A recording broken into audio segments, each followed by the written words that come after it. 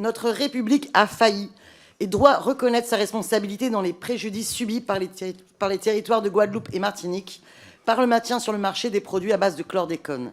Et mes chers collègues, sur un tel sujet, ne laissons pas la minorité présidentielle vider de son contenu cette proposition de loi. Dès 1976, la justice américaine reconnaît les dangers du chlordécone, qui est alors interdit. En 1979, c'est l'OMS qui qualifie le chlordécone de cancérigène possible. C'est dans son principe fondamental d'unité et d'indivisibilité que notre République a failli.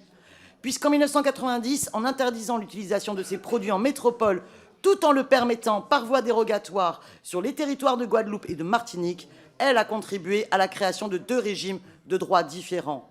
Ainsi, notre République n'a pas seulement failli à protéger ses citoyennes et ses citoyens des effets de ce pesticide toxique, mais elle les a différenciés selon qu'ils habitaient en métropole ou aux Antilles. Et le constat est sans appel. La quasi-totalité des Antillais, 92% en Martinique, 95% en Guadeloupe, sont contaminés au chlordécone. Pendant plus de 20 ans, ce pesticide toxique a pénétré les sols, les nappes phréatiques, les rivières, la mer, les poissons, les cheptels, les fruits et les légumes. Cette contamination, au-delà d'avoir des effets sur le biotope, a un effet direct sur la santé des individus. Risque augmenté de cancer de la prostate. Sur la femme enceinte, risque accru de prématuré. Impacts hormonaux, conséquences sur le développement de l'enfant. Notre République a failli et les victimes doivent obtenir réparation. L'indemnisation existante aujourd'hui, limitée à des critères complexes et restrictifs, se restreint aux travailleurs.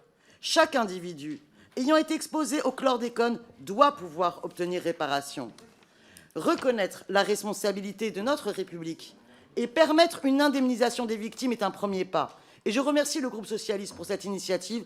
Et cela, nous pensons, aurait dû aller aussi au-delà. Nous souhaitons engager un plan d'urgence pour la dépollution et la décontamination rapide des régions durablement polluées, en priorisant les Antilles, la création d'une autorité administrative indépendante pour l'indemnisation des victimes, ou encore une commission de suivi des politiques publiques de lutte contre les effets du chlordécone. Merci.